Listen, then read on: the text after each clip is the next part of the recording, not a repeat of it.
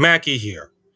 Now, here is a photo that is going to be etched in so many of the sports brains for days, weeks, months, decades, all across the world and social media and into your brain cells. This is OG Ananobi, towering almost every single Spurs defender you can imagine, two of them actually, and tipping the ball in with his right hand and probably some of his fingers into the basket and score the winning shot with 1.2 seconds remaining for the Knicks to win that game. 120, I think it was 115, 114 at that time, if I get the score line right. And at the time of the recording on June 12th, by the way, the Knicks are 3-1 up in the NBA Finals. Now you're thinking to yourself, oh my God, what an incredible shot. What an incredible moment. The most iconic moment in all of Madison Square Garden, probably the Knicks' history. But I did not even tell you how we got to this point. Now, without using the photo in any kind of way, the Knicks were absolutely capitulated at that time. Spurs were dominated with 3-point shots. Wemby was pretty much in everybody's MSG's heads. Spurs were just dominated. They were leading by 29 points at the half. 27 if you count like other metrics, but they were down by 29 points at around 9 minutes in the third quarter. The win probability at that time was pretty much like 0.1%. If they would have pulled it off, it would have been one of the greatest ever comebacks in NBA Finals history. But a part of arrogance for the paint, Knicks' resilience, OG Anunoby being brilliant, Brunson being brilliant as usual, miracle shots, you can call it what you will. And De'Aaron Fox being an absolute jerk, not decided to not foul and do anything like that. It sets up pretty much this image, this shot. And you could say that Cats deflecting on the out of bounds was probably the reason why they've won. But this image alone just sparked the greatest ever comeback in NBA Finals history. Probably the greatest ever comeback in Knicks history by a mile and a half, to be honest. It was incredible, cathartic, amazing, disgusting if you're a Spurs fan, and pretty much everything. Now, you're thinking to yourself, Hakeem, this is incredible, an amazing sporting moment, but how does it apply to the league?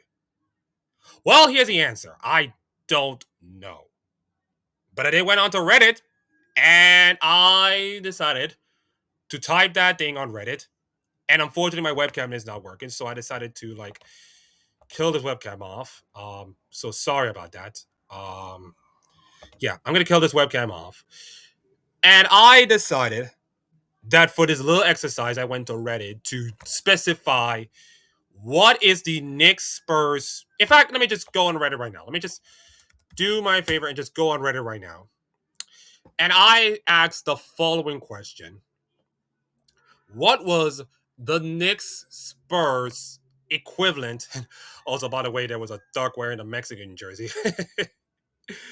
Okay, listen, I'm sorry. Listen, I know this is League of Legends stuff, and I wanted to show you, but I have to break. I have to show you something. This is just, it can't. I mean, it's World Cup time, and I know what you're thinking, but I'm sorry. I have to pull something in. This is just way too funny. Just absolutely way too funny here. Let me just. Come on, show me the video. Show me the video. Come on, show me the video. Show me the video. Show me the video. Just a little bit. We can go back to League of Legends after this. There you go. Okay. Oh my god. Oh my god. Wow. That. I mean, it's kind of funny there. Okay. Back to League of Legends. So, my question to the Reddit community of League of Legends is the following: is that the Knicks? Oh yeah. Okay. All right. The Knicks. What is the Knicks Spurs equivalent? Game 4 equivalent of the League of Legends. So I asked the question: what is the League of Legends equivalent of the Knicks Spurs Game 4? And by the way, it had like 25 1,000 views with 25 comments. And I have to say, oof, thank you all for even coming to my Reddit. I don't post much on Reddit these days, to be honest, but yeah, thank you. And some of them are kind of like, don't expect league players to know what sports is. We are inbreds that know nothing but league, and we are nasty as F. All right, cool, great. But they did throw some questions, of course. We got the SKT EDG, pretty much won. You got the G2 Misfits 2022. Okay, that's also nice. CLG RNG. Okay.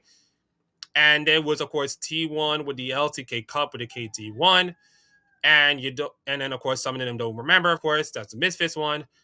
The famous Fnatic, it starts with success from yeah. By the way, this is on my list. Yeah. It was Fnatic versus Top Esports. Worlds 2021. Actually, 2020, by the way. Yeah. So thank you for that. And then Fnatic G2 in summer finals. 50% of T1 Circuits games, okay. Top Esports versus Weibo Gaming. Spurs win trade harder than now who did. Course. DK versus KT, I already put that up. TSM versus TL when Centaurian and a migraine and couldn't play. The game picked Jensen and a massive in the lead in comical throws. Okay, I don't know what it is. And also this one got downvoted immediately, saying there's no equivalent because the NBA is rigged. Yeah, you get destroyed. And yeah, that's it. So I decided. So when was the TSM TL throw? By the way, I will put that up there. But okay, let me just see. I will put that ball in the list. So okay, let me just see. Yeah. Okay. Yeah, okay.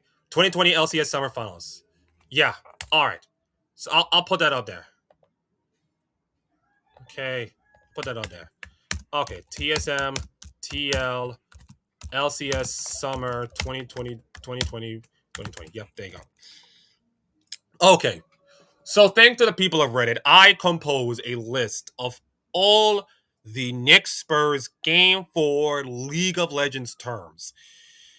And I have to say, man, it is wild. So SKT versus EDG, 2017 Worlds. In case many people don't know it, this was the last game of the series. And it's basically like SKT are gone through.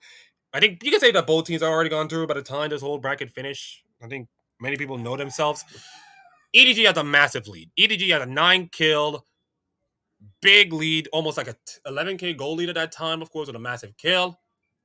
And then it was the Wolf engaged on the recon, the Faker Shockwave found the ball kind of moment by Captain Flowers. And then SKT just roamed it back and just won it. That was almost feels like the last remnants of the great SKT before the downfall, of course, when they lost to Samsung Galaxy. Yeah, in that 2016 finals. G2 versus Misfits, I go with LEC 2022. It was like G2 have a massive 10K goal lead and then kind of lost it to the Misfits, of course. And that was not, and this is like decent good G2. Not the great G2 from like 2019, 2020. A decent good G2 with Targamas and Flacket and they still have Cavs and Yankos in their heyday at this time. So the fact that they threw the lead, especially around Elder Dragon, is amazing. CLG RNG 2016 MSI. That was in China. And I remember this so specifically because this was a stick-stay game. This was the literally at 1000% stick-stay game in which RNG just dominated the game. And then stick-stay just went absolutely off on Kalista of all champions. Like you never see Kalista having making comebacks like this, but it was amazing. The kills they did off, the Kobe call of I never doubt them, and the absolute stunt style against ARNG was amazing. Fnatic G2 in the summer LEC Summer Finals 2024. I think I need to be more specific. Let me just.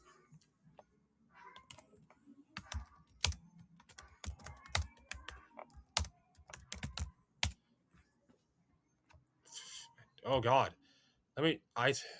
Well. Okay, I don't listen. I don't think I can do some highlights here.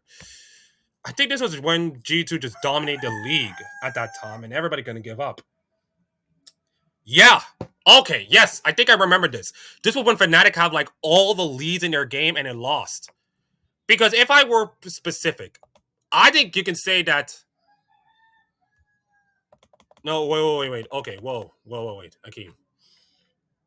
I don't think this is the season finals. I think this was the summer finals in which G2 just won all the LEC and just put every LEC fan into shame right now. If I were to remember correctly, oh my goodness. All right, calm down, Akeem. Calm down. I think it was the LEC finals. Yes, it was the LEC summer finals, in which Fnatic have all their goal leads by like 5,000 or such and then threw them. Yeah, this was the most suspectful. This was, in my opinion, the most sus 3-0 in the history of 3-0s. Many people are looking at the scoreline and saying G2 won. But in retrospect, in hindsight, in any other retrospect, this was the most fraudulent 3-0 in the history of 3-0s. Like, you could say that G2 does not even deserve to win that title. But, like, let's be honest. Consider where Fnatic is right now with the whole sale thing. This was the closest the Fnatic has to winning a title.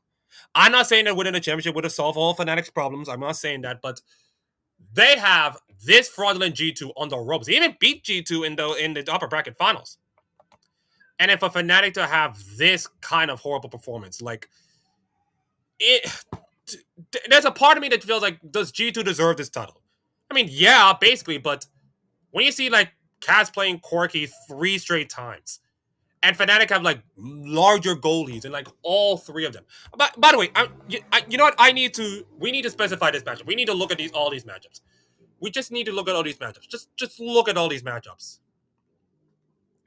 Like, look at this. This entire series was a crime against humanity. This entire series needs to be studied and analyzed by the BAU, by criminal minds, I guess. If you know, you know. This entire series needs to be studied. I mean, just look at this game. Look at this. Game 1 was pretty much all Fnatic at this point. They were dominating the game, and then it was like nothing. I think okay. You know what, Akeem? I think we need to show graphs. You know what? Let's just show graphs. Let's just show graphs. You know, let's just show graphs to see how egregious this was.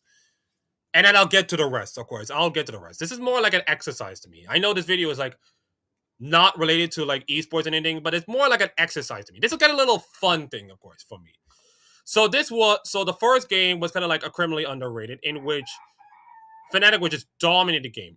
Like absolutely dominate the game from all to this point. The highest goal lead around 17 minutes was right there. Like almost like you can say almost 5,000. You got a 5,000 goal lead.